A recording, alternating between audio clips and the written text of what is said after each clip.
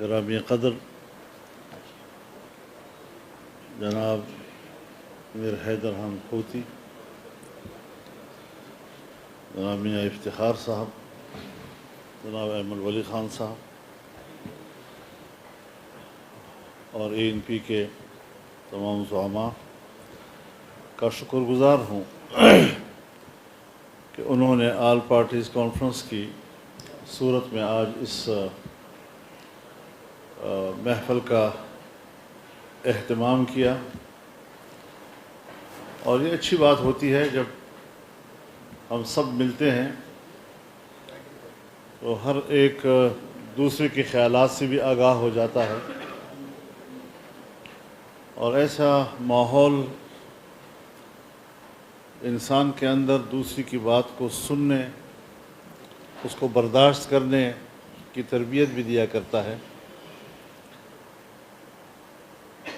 ہر جماعت نے اور اس کے نمائندے نے اپنی سوچ اور اپنی بساط کے مطابق گفتگو کی ہے۔ بنیادی مقصد جو ہم سمجھے ہیں اس آل پارٹیز کانفرنس کا کہ ملکی حالات کے حوالے سے ہم غور و فکر کریں۔ ہر چند کے اعلامیہ آ چکا ہے اور جن نکات پر ہم سب کا اتفاق ہے ان نکات کو ترتیب دیا گیا اور ایسا ہی ہوا کرتا ہے۔ لیکن مملکتی نظام میں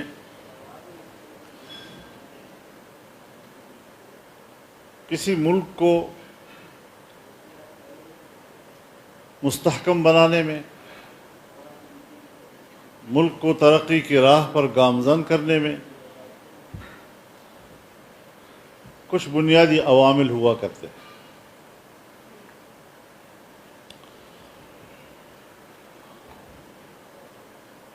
لیکن ایک مستحکم اور مضبوط ملک کی بنیادی اساس وہ آپ کی مستحکم معیشت ہوا کرتی ہے۔ معیشت مضبوط ہو تو قوم مطمئن بھی ہوتی ہے، ملک کے اندر ایک سکون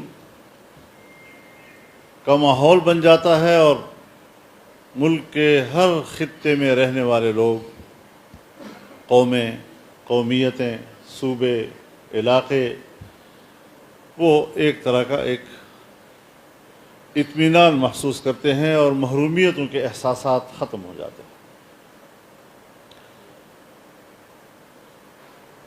اور یہی معاشی استحکام جہاں داخلی امن کی ضمانت دیتا ہے، وہاں ایک کامیاب خارجہ پالیسی کی اساس بھی بن جاتا ہے۔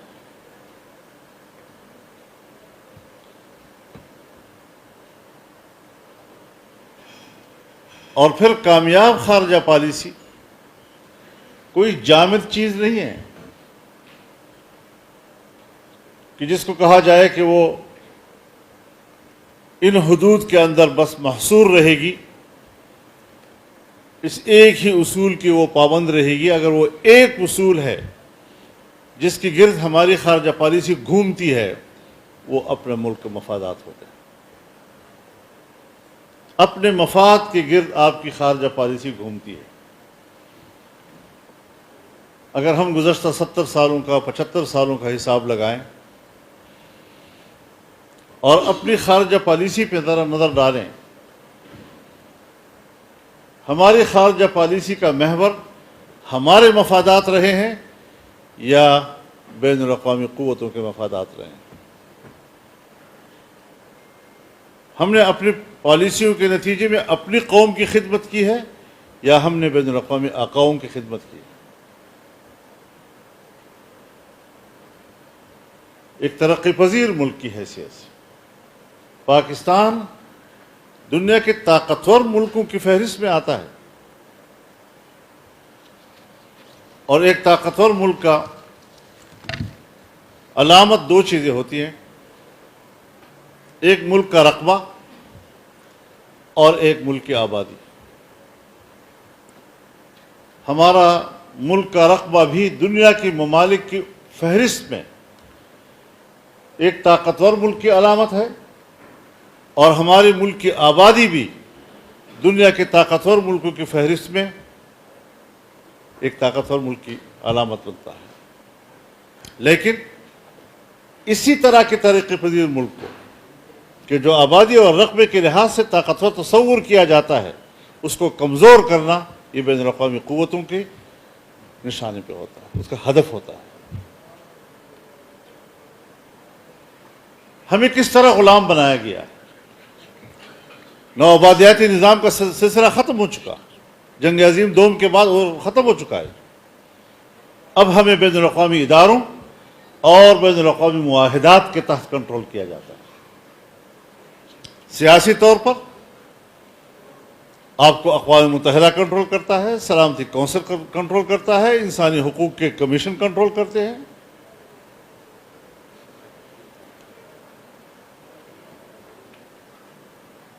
آپ کو مالیاتی لحاظ سے کون کنٹرول کرتا ہے؟ آپ کو ورلڈ بینک کنٹرول کرتا ہے، آپ کو ایشین بینک کنٹرول کرتا ہے، آپ کو آئی ایم ایف کنٹرول کرتا ہے، آپ کو F A T F control کرتا ہے، آپ کو پیرس اور لندن کے جو ہمارے قرضہ دینے والے گروپس ہیں وہ کنٹرول کر رہے ہیں۔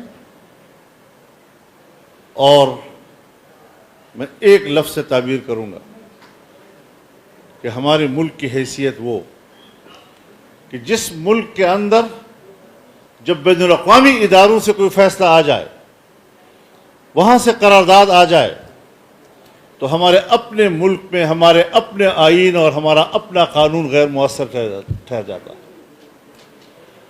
یہ غلامی کی وہ علامات کہ جو دنیا ایک نئی شکل میں متعارف کراتی ہے اور کرا چکی ہے، اور آج تک ہم اس میں پھنسے ہوئے ہیں، اس سے کب نکلنا ہے ہمیں؟ تو اس حوالے سے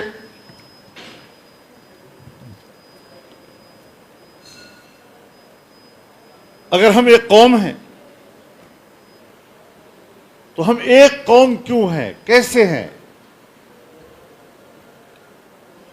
یہاں تو قومیتیں ہیں، یہاں تو صوبے ہیں، صوبوں کی خود مختاری کے لیے ہم نے جنگیں لڑی ہیں، ون یونٹ کی ہم نے مخالفت کی، ہم جیلوں میں گئے ہیں۔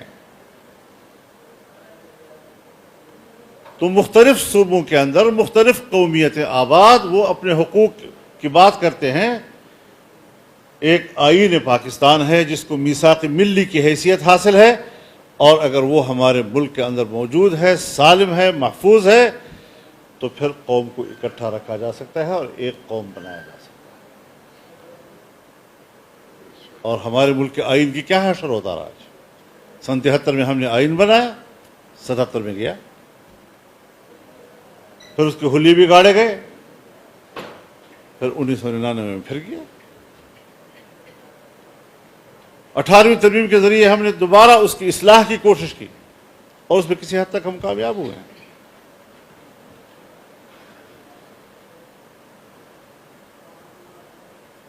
لیکن ہم نے اس آئین کا تحفظ کرنا ہے۔ اگر یہ آئین محفوظ ہے تو ہم ملک کے اندر محفوظ ہیں۔ ہم نے آئین کے بنیادی اور اساسی ڈھانچے کا تحفظ کرنا ہے،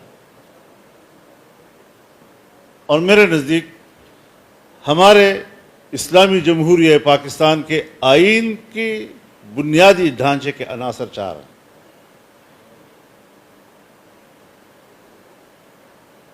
اسلام، جمہوریت، پارلیمانی طرز حکومت اور وفاقی نظام۔ اگر یہ ستون گرتا ہے کوئی بھی، آئین ختم ہوتا ہے۔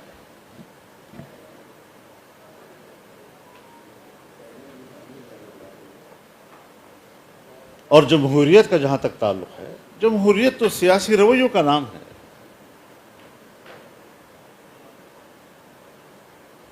دنیا میں کوئی ایک تعریف اس کی نہیں ہے۔ اگر اس کا خلاصہ نکالا جائے تو حکمرانوں کے انتخاب میں یا نظام مملکت کے تعین میں عوام کی شراکت.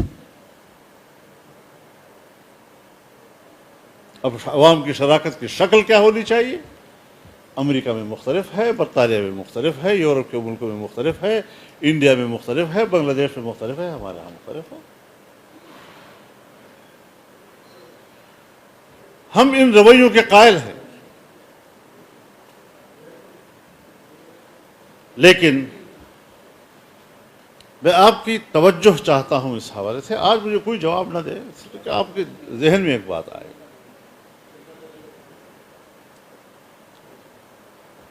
آج جس چیز کو ہم دہشت گردی کہتے ہیں، یہ دہشت گردی، یہ لفظ، یہ اصطلاح، یہ پاکستان کی اور پاکستان کے اداروں یا حکومت کی ایجاد کردہ نہیں ہے. ابھی تک تو بین الاقوامی انسانی حقوق کے اداروں نے ٹیررزم کا معنی ہی متعین نہیں کیا، اور اس نام پر جس کو چاہا کاٹ کر کے رکھ دیا.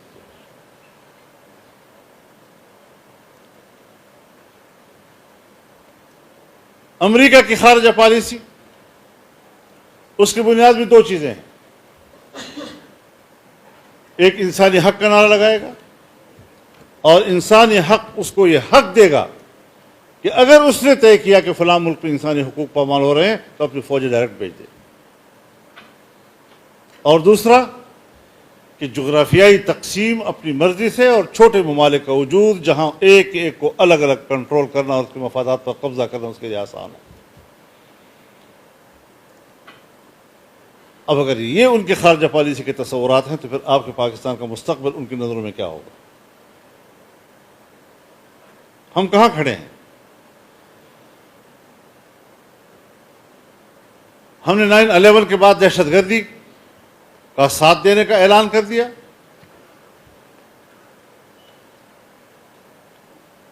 نوجوانوں نے یہاں پر بندوق اٹھا لیا. روس آیا تو اس کے خلاف لڑے، امریکہ آئے گا تو کیوں نہیں لڑیں گے؟ روس آیا تو اس کے خلاف لڑنا جہاد، اور امریکہ آیا تو اس کے خلاف لڑنا دہشت گردی. اس تقسیم کو نوجوانوں کے ایک طبقے نے قبول نہیں کیا. لیکن پاکستان کے طول و عرض میں جہاں علماء کھڑے ہیں، جہاں مدارس کھڑے ہیں، جہاں مذہبی جماعتیں کھڑی ہیں، تنظیمیں کھڑی ہیں، وہ ملک کے آئین کے ساتھ کھڑی ہیں، اور وہ جمہوریت کا مقدمہ لڑ رہی ہیں. لیکن اگر بندوق کے راستے سے شریعت کی بات کرنا جرم ہے تو پارلیمنٹ کے راستے سے تو ہونا چاہیے نا. تو اگر پارلیمنٹ کے راستے سے بھی ہمیں 20-22 سال کے بعد ایک قانون سازی بطور مثال نہیں ملتی تو کیا مجھے یہ شکایت کرنے کا حق حاصل نہیں کہ پارلیمنٹ نے اور ہمارے ملک کے سیاستدانوں نے ہم جیسے لوگوں کی جمہوریت کے مقدمے کو ان کی نظر میں کمزور کر دیا؟ پھر وہ یہی کہیں کہ جمہوریت کفر ہے، حاکمیت تو اللہ کی ہے. عوام کی حاکمیت کیا مطلب؟ بابا تو میرا آئین تو پڑھ. میرا آئین کہتا ہے حاکمیت اعلیٰ اللہ رب العالمین کی ہے. فیصلے قرآن و سنت کے تابع ہوں گے، اس کے خلاف نہیں ہوں گے. پارلیمنٹ پابند ہے کہ اس کی اکثریت بھی قرآن و سنت کی پابند ہے. لیکن ایسا نہیں ہوا تو ہمارا مقدمہ وہاں کیوں کمزور کیا گیا؟ یہ جنگ آج تک ہم لڑ رہے ہیں اور اس وقت تک یہ جنگ ہماری جاری ہے. کیا صرف بندوق کے ذریعے سے آپریشن کر کے قتل کرنا اور مارنا اور بمباریاں کرنا کیا یہ مسئلے کا حل ہے؟ اس کے نظریاتی پہلو کو دیکھیں تو کیا ہمیں اس کے علاوہ کوئی حکمت عملی نہیں بنانی بیٹھ کر؟ اور صرف ایک ہی حل کہ بمباریاں کرو، مارو اور ٹکڑے ٹکڑے کر دو، تباہ و برباد کر دو، ختم کر دو. تو 10 آپریشنیں اب تک ہو چکی ہیں 2002 سے.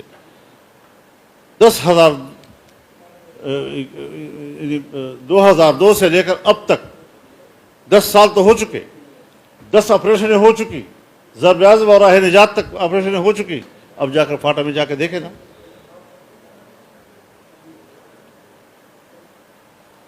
کیا اہداف حاصل ہو گئے؟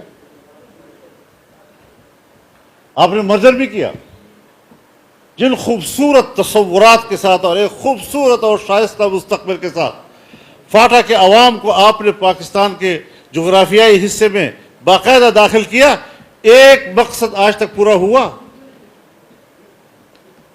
تم نے ہر سال ان کو 100 ارب دینے کا وعدہ کیا، ہر سال 7 سال کے بعد بھی کیا 100 ارب پورے ہوئے؟ 100 ارب جب تک آپ نے 700 ارب پورے کر دیتے۔ یہ ساری چیزیں وہ ہیں کہ جس پر ہر ایک کا اپنا نظر ہے، اس کا اپنے دلائل ہے۔ ان چیزوں پر ہمیں اتفاق رائے حاصل کرنا چاہیے کہ جو ملک کے لیے ضروری ہے، جو ملک کے نظریے کے لیے ضروری ہے، جو ملک کے آئین کے لیے ضروری ہیں، اور یہی چیزیں آپ کے حقوق کا تحفظ کرے گی۔ جب تک ہم ان بنیادی چیزوں پر اور آئین کی اساس پر اور اس کے بنیادی ڈھانچے پہ نظر نہیں ڈالیں گے اور اس کے بنیادی مقاصد کے لیے کی طرف ہم متوجہ نہیں ہوں گے، یہ رونا پیٹنا اور اسی رونے پیٹنے پر سیاست کرنا اور اسی رونے پیٹنے کے اوپر اپنے سیاسی اٹھان اور اڑان بنانا، یہ تو بہت آسان کام ہے، اور یہ سب نے کیا ہے، ہم نے بھی کیا ہے۔ لیکن آج مجھ سے بھی سینئر لوگ ہیں، یقیناً اس پہ کیا شک ہے، لیکن میرے تو اس خاردار وادی میں اور ان گلی کوچوں میں سیاست کے 43 سال ہو رہے ہیں، آپ ان سے بڑے ہیں شاید، 53 سال ہو رہے ہیں۔ تو یہ ساری چیزیں وہ ہیں کہ جس سے ہم گزر چکے ہیں، ہمارے تجربات ہیں یہ، اور ہمیں اپنے بزرگوں کی اس پر آرا چاہیے، اس پر رہنمائی چاہیے۔ آفتاب خان چودھری یہاں موجود ہیں، نیر بخاری صاحب یہاں پر موجود ہیں، امیر مقام صاحب یہاں موجود ہیں، ہمارے بڑے بڑے ہیں۔ آج ہم کہاں پھنسے ہوئے ہیں؟ میں ایک بات آپ سے عرض کرنا چاہتا ہوں کہ میں ذاتی طور پر جنرل ضیاء الحق کے مارشل لاء سے آمریت کے خلاف جنگ لڑ رہا ہوں۔ میں اس کے زمانے میں بھی جیل میں تھا، اور میرے والد صاحب کی وفات کے بعد شاید 1 مہینے کے بعد بلوچستان سے پہلی میری وہاں سے صبح بدری ہو گئی، اور پھر مسلسل ہوتی رہی ہے، کراچی سے ہوتی رہی ہے، جہازوں میں زبردستی اٹھا کر ہمیں پھینکا گیا اور دوسرے صوبوں میں پہنچایا گیا، مشرف کے خلاف ساری چیزیں چلتی رہی۔ سب بیٹھے ہیں آپ حضرات، سب مسلسل، اور پھر ایوب خان کے خلاف جو لڑے ہیں وہ تو شاید اکثر دنیا میں بھی نہیں ہیں، ہماری ہی اکابرین تھے۔ اس پورے تسلسل میں آج آپ نے نتیجہ اخذ کرنا ہے، سیاستدانوں، جمہوریت کے علمبرداروں، انتہائی احترام کے ساتھ یہ نتیجہ اخذ کرنا ہے کہ نتیجے میں آج جمہوریت طاقتور ہے یا آمریت طاقتور ہے؟ کیا جمہوریت طاقتور ہوئی یا کمزور ہوئی؟ کیوں؟ ہم نے مسلسل مفاہمت کے راستے اختیار کیے، کمپرومائز پہ کمپرومائز کرتے رہے ہیں۔ اب وہ کیوں کرتے رہے ہیں؟ حالات کی مصلحتوں کا تقاضا تھا، ہم نے کیے ہیں۔ لیکن ان چیزوں کو بھی ہمیں مد نظر رکھنا ہوگا کہ جو بنیادی اور اساسی چیزیں ہیں ان کو ہم کس طرح لے کر چلیں گے۔ اور پھر اس کے علاوہ ابھی ہمیں 1 سال ہوا ہے، کچھ باتیں ہمارے دوستوں نے کی ہیں، لیکن 1 سال کے اندر جہاں ہماری سوئی پھنسی ہوئی ہے وہ ہے مہنگائی، کہ عام آدمی تک ہم اپنی حکومت کے 1 سالہ کارکردگی کے ثمرات نہیں پہنچا سکیں، اور اس میں کوئی شک نہیں۔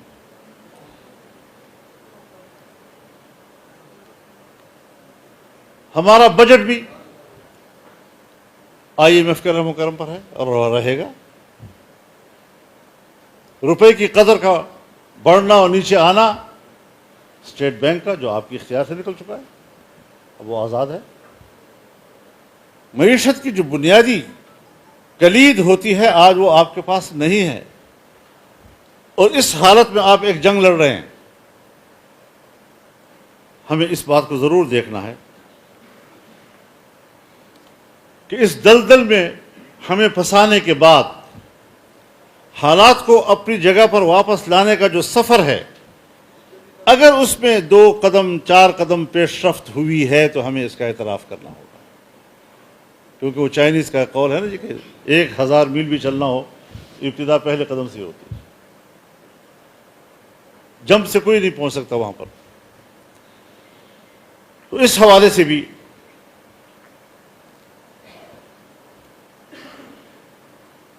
بائیس جون 2022 سے 22 جون 2023 تک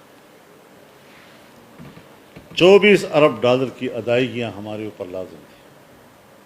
پچھلی حکومت میں جہاں قرضے لیے گئے اور پاکستان کی پوری تاریخ کے قرضے ایک طرف اور 3 سالوں کے قرضے اس سے زیادہ، آج اس وقت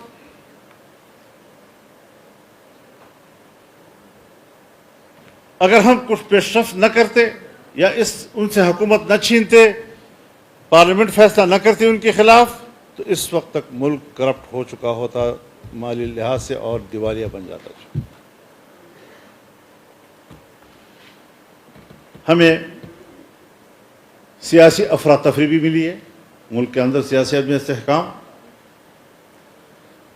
دیوالیہ پن کی لٹکتی تلوار جو IMF کی طرف سے ہمارے اوپر سوار تھی۔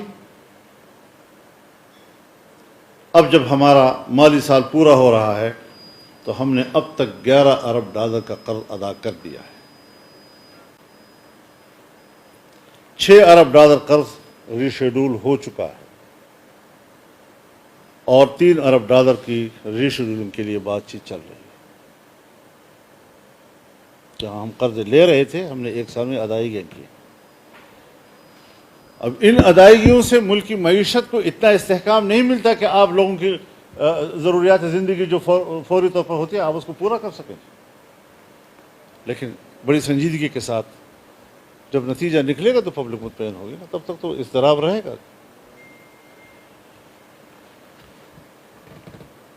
اور اس کے لیے اب میرے خیال میں 3 ارب ڈالر کا بندوبست بھی ہو رہا ہے، شاید اس بجٹ تک ان کی ادائیگی کا بھی پورا ہو جائے گا۔ اب پریشانی یہ ہے کچھ قوتوں کو کہ ملک دیوالیہ کیوں نہیں ہو چکا اب تک، اور ایسے لیڈر جو صبح کو اٹھتے ہیں تو سب سے پہلے یہ سوال کرتے ہیں کہ پاکستان دیوالیہ ہوا یا نہیں ہوا، اسی انتظار میں رہتے ہیں۔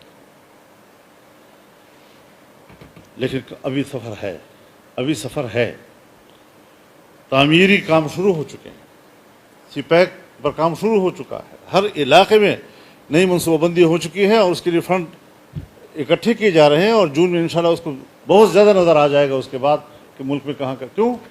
ہم نے یہ گزارش کی تھی، ایک تجویز تھی کہ اگر ہم فوری طور پر لوگوں کو ریلیف نہیں دے سکتے تو کاروبار کے مواقع تو مہیا کرو، ایک غریب آدمی مزدوری تو کرے، مہنگی چیز خریدتا ہے لیکن پیسہ تو ہو اس کی جیب میں، اور اس حوالے سے کافی پیش رفت ہوئی ہے متبادل کی صورت میں بھی۔ چنانچہ ایکسپورٹ امپورٹ کے فیصلے بھی ہوئے، روس سے تیل کے معاہدے ہوئے، ترکمانستان شپمنٹ کے جو تذکرہ کیا، یہ سارے واقعات و حقائق ہیں، چل پڑی ہے بات۔ چائنا کے ساتھ معاملات آگے بڑھ رہے ہیں، سعودی عرب کا اعتماد بحال ہوا ہے، امارات کا اعتماد بحال ہوا ہے، اور وہ دوبارہ پاکستان کا۔ میں ایک عجیب بات آپ کو کہوں، لطیفے والی بات ہے، 1 سال تک انہوں نے پیسہ کیوں روکا؟ بیچ میں ہمارے جوانوں کی کچھ ذرا مقبولیت میں تھوڑا اضافہ ہو گیا تو باہر ایک خطرہ پیدا ہو گیا، تو انہوں نے ہاتھ روک دیا اور کہہ رہے تھے کہ اگر آئندہ بھی انہوں نے آنا ہے تو ہم پیسے نہیں دیتے۔ یعنی تعجب کی بات ہے کہ چوروں کو پیسے دینے کے لیے وہ تیار ہیں لیکن صادق اور امین کو پیسے دینے کے لیے تیار ہیں۔ یہ ہے ہمارے صادق امین، ڈمی قسم کے صادق امین۔ تو ان ساری چیزوں کو میں سمجھتا ہوں کہ ہمیں ڈیبیٹ کرنا چاہیے، اس کے اوپر ہمیں ایک دوسرے کو سمجھنا چاہیے۔ ممکن ہے میری باتوں میں بہت سی کمزوریاں ہوں جو آپ نوٹ کر رہے ہوں، میرے ذہن میں نہیں ہیں، یہ ساری چیزیں ایک دوسرے کے سامنے آ جاتی ہیں اور ہم ایک کنکلوڈ نتیجے پر پہنچ کر اپنے پاکستان کی خدمت بھی کر سکیں گے، اس کو مستحکم بھی کر سکیں گے۔ اداروں سے لڑائی کبھی مقصود نہیں، میری حکومت ہو، آپ کی ہو، جس کی بھی یہی ادارے ہوں گے۔ ان کو طاقتور بھی ہونا چاہیے، کیونکہ اپنی طاقت کو اس ملک کے لیے انویسٹ کریں گے۔ ہماری دفاع کو مضبوط ہونا چاہیے، ہماری معیشت کو مضبوط ہونا چاہیے۔ متمدن دنیا ہے، اور متمدن دنیا میں معیشت ہی مستحکم ہوا کرتی ہے۔ قبائلی دنیا میں وہ کہتے ہیں مٹھ زور جو مضبوط ہے، وہ دفاعی قوت ہوتی ہے۔ وہاں پر دفاعی قوت کی اولیت ہے، یہاں پر معاشی قوت کی اولیت ہے۔ اس خطوط کے اوپر جب ہم جائیں گے تو میرے خیال میں یہ اچھی کاوشیں ہیں۔ آج ANP نے یہ کاوش کی ہے، ہم اور بھی اس طرح فورم پر اکٹھے ہو سکتے ہیں، یہ ڈیبیٹ چلتی رہیں گی، اور ہم کچھ ایک دوسرے کو سمجھانے کی پوزیشن میں آ جائیں گے۔ ہمیں قومی یکجہتی چاہیے اس وقت، اور جو قومی یکجہتی کو سبوتاش کرنا چاہتے ہیں ان کے ساتھ ایک جنگ ہے۔ آپ نے ان کی کوششوں کو ناکام بنانا ہے اور اپنی کوششوں کو غالب کرنا ہے۔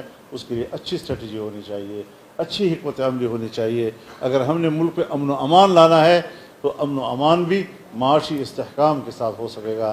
اللہ رب العزت فرماتے ہیں، ضرب اللہ مثلا قریۃ کانت آمنۃ مطمئنۃ یأتیہا رزقہا رغدا من کل مکان فکفرت بانعم اللہ فاذاقہا اللہ لباس الجوع والخوف بما کانوا یصنعون۔ اللہ تعالیٰ ایک ایسی آبادی کی مثال دیتا ہے کہ جہاں پر امن بھی ہے، اطمینان بھی ہے، اور اس امن و اطمینان کی جو بنیادی علت اللہ نے بیان کی، یہ یأتیہا رزقہا رغدا من کل مکان، ہر طرف سے رزق کھچ کھچ کے آ رہا تھا، وہ ایک معاشی ہب بن گیا تھا۔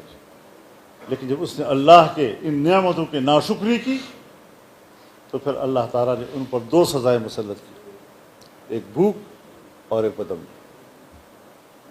یہ دونوں چیزیں آج ہمارے اوپر قومی حیثیت پہ اب موجود ہیں۔ ہم اپنی تدبیر کے تحت یہ ساری چیزیں کرنے کی کوشش کر رہے ہیں، لیکن جو ان چیزوں کو ٹھیک کرنے کا اصل اور اول اور اساس اور بنیاد ہے، جب تک اس کی طرف ہم رجوع نہیں کریں گے شاید ہماری تدبیریں ناکام ہوتی رہیں گی۔